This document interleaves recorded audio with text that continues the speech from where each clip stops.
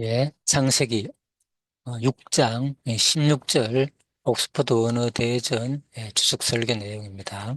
제목은 성도는 성령을 통해 안위와 평강을 얻습니다.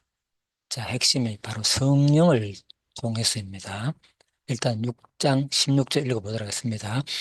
거기에 창을 내되 위에서부터 한 규빗에 내고 거문은 옆으로 내고 상중하 3층으로 할지니라. 창세기 이 부분은 6장 13절에서 22절로 해당되는 내용으로요. 홍수 심판 예고 및 방주 건조 명령과 노아의 순종 부분입니다. 그래서 6장 16절은 바로 창을 내되 위에서부터 한 규빗 내라고 하였습니다. 하나님께서는 폐괴하여 강포가 충만한 세상을 홍수로 심판하여 생명 있는 모든 것을 멸하시기로 작정하셨습니다. 그리고 하나님께서는 세상에 대한 심판을 단행하기에 앞서 칠흑 같은 죄와 죄의 어둠 속에서도 하나님과 동행하며 그의 말씀에 순종하는 삶을 살았던 의인 노아에게 세상에 대한 심판 계획을 알리시고 그와 그의 가족들이 심판 후에 새 세상을 이룰 기틀이 될 모든 생명체의 씨를 보존할 방주를 짓도록 명령하셨습니다. 두 가지죠. 첫 번째는 심판 계획을 노아에게 알리고 방주를 짓도록 명령하였다는 내용입니다. 실로 하나님께서는 당신의 창조 목적에서 이탈하여 하나님의 거룩한 형상을 지닌 존재로서 영적 특권을 상실한 인류로 하여금 더 이상 죄악을 범하지 못하게 하시기 위하여 그들을 일단 멸절시키되 이미 약속한 바 있는 여자의 후손으로 태어날 거룩한 씨의 보존을 위해 노아를 택하시고 그로 하여금 방주를 짓도록 구체적으로 지시하신 것입니다. 여자의 후손으로 말미암아 가지고 뱀의 이제 머리를 상하게 한다 그랬잖아요. 그런데 이제 결국은 온 인류를 다 멸절해 버리면은 하나님이 이 아담한테 하신 창세기 3장 15절 말씀이 하나님 말씀이 어긋나게 되잖아요. 그죠? 약속이 이루어지지 않기 때문에 그 하나님의 신실하신 그 분을 하나님의 그 속성을 계시하기 위해서 하나님은 자기 존재를 분명히 확실히 우리한테 하나님은 결코 변개하지 않는 분이라 그랬잖아요. 그 언약을 이루기 위해서 이렇게 바로 노아를 택해가지고 방주를 짓도록 명령했다는 겁니다. 이제 이런 내용이 참 깊죠. 그냥 읽으면, 그냥 노아가 하나님께서 의인 노아에게 방주를 짓도록 했구나. 인류를 구원하기 위해서. 그렇지만 그 배경에는 근본적으로 이 구속사의 흐름이 이게 잠재되어 있다는 거죠. 바로 여자의 후손을 통해서 바로 그리스도를 말하는 거죠. 한편 노아는 하나님의 명령에 철저히 순종함으로써 홍수 심판으로부터 그와 그의 가족의 생명을 구원하게 되는데 이는 오고 오는 만세대의 성도들에게 하나님의 말씀에 대한 철저한 순종이야말로 인간이 구원을 얻는데 가장 기본이 되는 요건임을 잘 보여주고 있습니다. 자, 뭐 이런 내용도 좀 어렵죠. 그러면 뭐 인간이 구원 얻는데 가장 기본이 되는 요건이 뭐냐? 바로 하나님 말씀에 대한 순종인가? 또 구원의 이 요건이 순종이다. 말씀에 대한 이렇게 보면은 로마서 말씀하고 믿음으로 구원한다 했는데 우리가 하나님 말씀을 순종해야 구원하는 거가 또 이런 질문을 할 수가 있는데 이것은 어떻게 이해해야 되느냐? 제가 누누이 강조하는 부분이죠. 성경의 전체적인 흐름이 무엇을 말하는지 절대 진리, 그죠? 구원의 근본 원리를 말하는 것인지, 그죠? 과정 속에서, 그죠? 구원 얻는 하나의 요건을 설명하는 내용인지를 우리가 구분해야 된다. 그렇게 보시면 되겠습니다. 그래서 이 부분은, 그죠? 예, 구원의 근본 원리는 믿음으로 예수 그리스도를 믿음으로 바라고 소망하며 믿음으로 구원한다는 것이 바로 히브리서의 관점이죠. 모든 구약의 인물들이 전부 다 믿음으로 그죠? 그들이 구원을 얻었다고 분명히 되어 있습니다. 그래서 잠재적인 그 믿음으로 보이지 않는 것을 장차 오실 그리스도를 믿음으로 구원 얻는 거죠. 예를 들면 노아도 이제 방주를 지으면서 그죠? 장차 우리를 구원하실 뭐 히브리서 기자가 분명히 이렇게 자세히는 설명하지 않았지만 다른 설명을 볼 때 우리가 그렇게 유추할 수 있는 거죠. 모든 구원은 그리스도가 아니면 그리스도를 믿지 않으면 구원을 얻지 못하기 때문에 노아도 결국은 이제 방주를 통해서 장차 오실 그리스도를 이제 믿었다는 거죠. 그렇게 볼 수도 있고, 뭐 아브라함도 마찬가지고, 그죠? 아브라함도 뭐 자기 이삭을 통해서, 그죠? 음, 바쳤잖아요. 모리아산에 제물로 바치면서 분명히 다시 살아날 그리스도를 믿음으로 믿었고, 또 죽었지만은 반드시 하나님께서 이삭을 살릴 것을 믿음으로 믿었다. 그래서 믿음으로 구원 얻었다. 그것은 장차 그리스도가 오실 것을 보지 않는 자가 더 복되다 그랬잖아요. 그죠? 자, 그래서 그런 모든 것들은 구약 인물들은 장차 오실 그리스도를 모형으로 이제 믿었다. 이렇게 성경 자체가 바로 해석해 주고 있기 때문에 우리는 그렇게 성경을 봐야 된다는 겁니다. 자, 그래서 오늘 여기서 말하는 인간이 구원을 얻는데 가장 기본이 되는 요건이 바로 순종이다. 이런 의미를 제가 문맥에 의해서 설명을 잠시 또 어려운 부분을 가지고 설명드렸습니다. 장세 6장 16절. 자, 그 주석 내용을 이제 한번 보도록 하겠습니다.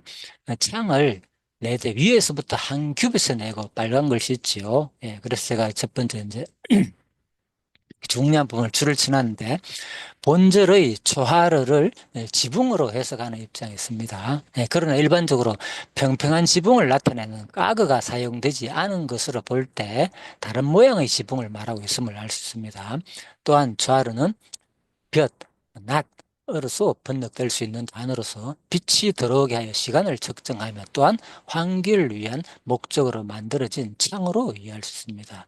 자, 그래서 위에 일단 창을 냈다는 이 말은 그죠? 노아 방주 그 위에 평평한 지붕을 나타내는 가그가 아니라 분명히 다른 모양의 특별한 이제 창이다. 그죠? 빛이 들어올 수 있게 만드는 그런 창을 냈다는 것입니다. 왜냐하면 이제 그 비둘기를 만들 때 뭡니까? 보낸 그 창은 그죠? 이 여기서 만드는 조화르가 아니다라는 거죠. 뒷부분에 나옵니다. 자, 볼까요?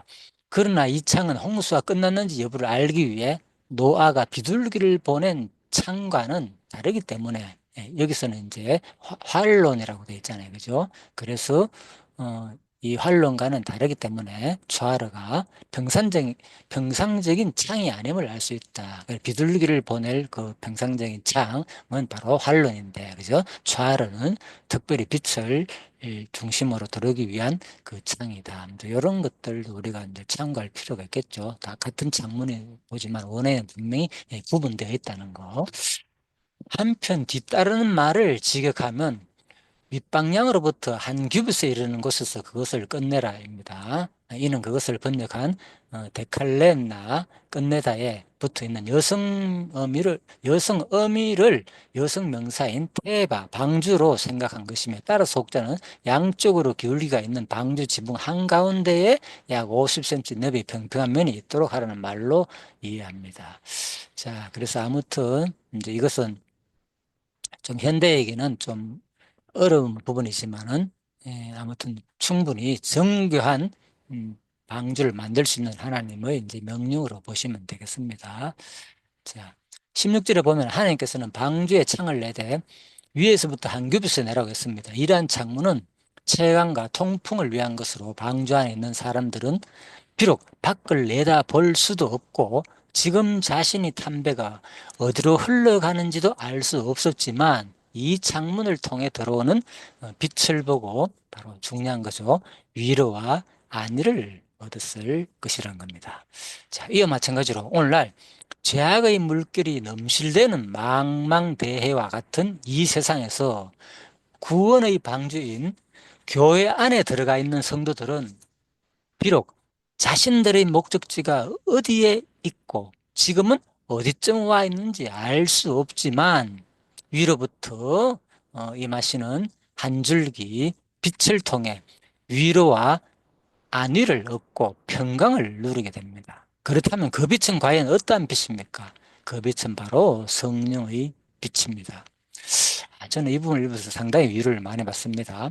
예, 비록 자신들의 목적지가 어디에 있고 지금은 어디에 와 있는지 알 수 없지만 한평생을 지금 이제 연초를 맞이해가지고 그죠? 또 설날을 맞이해가지고 살펴볼 때에 참 의미가 있죠. 우리의 삶의 목적지가 예? 지금까지 어디쯤 와 있고 내가 앞으로 어떻게 될지. 저는 어릴 때 이런 꿈을 많이 꿈이라도 자, 17살 때인가 18살 때 아무튼 그렇죠. 그때 이런 생각을 해봤습니다. 내가 아마 20살 때는 뭐가 될 것이고 뭐 뻔하잖아요. 뭐 군대 좀 가겠죠. 나이가 되면 그때 되면 그죠? 예, 그리고 뭐 30대에는 군대 갔다 와가지고 뭐 직장을 잡을 것이고 뭐 40대에는 또 뭐 직장을 잡아가지고 뭐 아무튼 조금 더 이제 안정된 기반에서 돈을 벌 것이고 뭐 50대, 60대는 또뭐 또 뭘 하지? 뭐 여러 가지 해가지고 그렇게 이렇게 장래가 내가 어떻게 대충 될다는 이런 생각을 그때 해본 기억이 납니다. 지금도. 예, 그런데 벌써 제가 이제 60을 넘어가지고 이때 거의 그 당시에 생각했던 세월이 이미 다 지나버렸습니다. 그래서 내가 지금 지금은 어디쯤 와 있는지 내 인생의 목적지가 무엇인지 그죠? 예, 그리고 앞으로 어떻게 살아갈지 지금까지 살은 여러 가지의 뭐 직업들, 예? 많은 직업들을 예? 이렇게 택해가지고 조금씩 많이 해봤지만은, 진짜 내가 왜 이렇게 지금 와서는 또 왜 이런 일을 하고 있는지 이것도 생각을 하지도 못했습니다. 참으로, 예, 우리 인생의 삶은 자신이 앞으로 어떻게 살아갈지 대충 뭐 계획을 하지만은 그 뜻대로 자기 생각대로 되지 않는다는 것이 대부분 사람들의 아마 삶이라고 여겨집니다. 그래서 바로 성도들은 비록 자신들의 목적지가 어디에 있고 지금은 어디쯤 와 있는지 알 수 없지만 위로부터 임하시는 한 줄기 빛을 통해 위로와 안위를 얻고 평강을 누리게 됩니다. 그렇다면 그 빛은 과연 어떤 빛입니까? 그 빛은 바로 성령의 빛이라는 것입니다. 예, 성도들은 비록 죄악의 물길이 넘실대는 세상을 살아가면서 그 목적지도 불확실하고 어? 앞으로 어떠한 일이 일어날지도 몰라 두렵지만 우리 안에 내주하시는 성령의 빛을 보고 안위와 평강을 얻게 되는 것입니다. 많은 사람들이 두려워하죠. 예, 그래서 결국은 특히 이제 노년에 대한 그죠 노후 대책 대부분이 나이가 들면 거기에 가장 두려워하는 거잖아요, 그죠? 그러다 보니까 자기 그 삶에 같이 살게 되고 또한 우리 성도들은 바로 이 성령의 조명 아래서 우리의 죄와 허물을 발견하고 회개하여 중생의 은혜를 체험하기도 되는 것입니다. 참 이 부분도 많이 우리에게 공감을 주는 말씀이죠. 바로 성령의 조명이 아니면요, 그죠? 성령께서 우리 마음속을 항상 깨닫게 하고 깨우치지 않으면 우리들은 우리 죄를 깨달을 수가 없습니다. 그래서 성령을 받지 않은 세상 사람들은 그죠? 대부분 자기 뭐 양심의 가책을 느끼는 사람도 있지만 대부분들은 그죠? 양심의 가책이라 받아서 그것을 당당하게 여기고 그죠? 그렇게 살아가는 경우가 많죠. 그렇지만은 바로 성령의 조명 아래 있는 성도들은 끊임없이 진짜 우리 자신의 죄와 허물을 발견하고 하나님께 또 회개하는 중생의 이 은혜를 회개할 때, 그죠? 하나님의 말씀대로 살 때 다시 한 번 더, 그죠? 새로운 삶으로, 새로 태어나는 하나님의 자녀로서의 그 은혜, 중생의 바로 은혜를 우리가 체험하게 된다는 말씀입니다. 그러므로 성령이야말로 우리의 참된 안위자시요 인도자라고 하겠습니다. 그런즉 우리는 하나님의 나라에 들어가기까지 이 성령을 의지해서 험난한 이 세상을 헤쳐 나가자는 말씀입니다. 요한복음 14장 17절 말씀입니다. 그는 진리의 영이라 세상은 능히 그를 받지 못하나니 이는 그를 보지도 못하고 알지도 못함이라. 그러나 너희는 그를 아나니 그는 너희와 함께 가시며 또 너희 속에 계시겠습니다. 보혜사 곧 아버지께서 내 이름으로 보내실 성령 그가 너에게 모든 것을 가르치고 내가 너에게 말한 모든 것을 생각나게 하리라. 자, 창세기 16장 16절 앞부분입니다. 냈다는 의미에 대한 내용입니다. 조금 설교가 길기 때문에 오늘은 요한복음 14장 17절 말씀을 마무리해가지고 창세기 6장 16절 말씀을 마치도록 하겠습니다. 바로 여기서 말하는 것은 바로 성령께서 그죠? 창을 내는 그 빛, 성령의 빛이 곧 지금 신약 시대에 우리 말씀으로 또 적용해 보자면 그는 너희와 함께 거하시며 그래서 항상 하나님 태초에 하나님이 천지를 창조하시니라 하시고 그죠? 빛이 있어라 그랬잖아요. 가장 먼저 그죠? 그 빛이 바로 비록 세상을 다 심판하였지만은 구원한 노아 방주를 통해서 그죠? 끊임없이 또 비추어졌다는 거죠. 나중에 창문을 통해서 그죠? 홍수가 그치고 그 빛이 계속 그죠? 비칠 때 심판이 끝났는데 이래 하나님께서 우리가 보호한다는 것을 끊임없이 이제 느끼고 있는 거죠. 그렇듯이 지금도 하나님께서 바로 성령께서 우리와 함께 거하시고 우리 속에 계신다는 말씀이 바로 예수님의 말씀입니다. 또 그리고 또 예수님께서 이제 부활 성천하시고 난 다음에 바로 보내실 이 성령께서 이제 성령이 오셔가지고 우리 모든 것을 지금 오늘 이 순간들도 그죠? 우리 사람들의 입을 통해서 말씀이 증거되지만은 근본은 바로 근본 설교죠. 성령께서 너에게 모든 것을 가르치고 너에게 말한 것을 생각나게 한다는 것입니다. 그래서 이런 것도 또 구분하지 못하면은 그죠? 내가 지금 자기가 생각하는 것을 바로 표현하기를 그죠? 그죠? 성령이 오늘 이렇게 여러분 이렇게 말씀하시다 하면서 가르치는 목사들도 있더라고요. 그러면은 성도들은 들으면서 와 저분은 상당히 신령한 부구나 하나님과 직통하는구나 또 이렇게 생각할 수 있는 거죠. 자기 자신은 그냥 그런 느낌이 없는데 자 이것은 뭐냐 직접 구약 시대는 계시 완성 시대입니다. 계시가 끝나는 성령 66권으로 말미암아 계시가 직접 알려주고 그런 것은 끝났습니다. 지금 이 시대에는 그죠?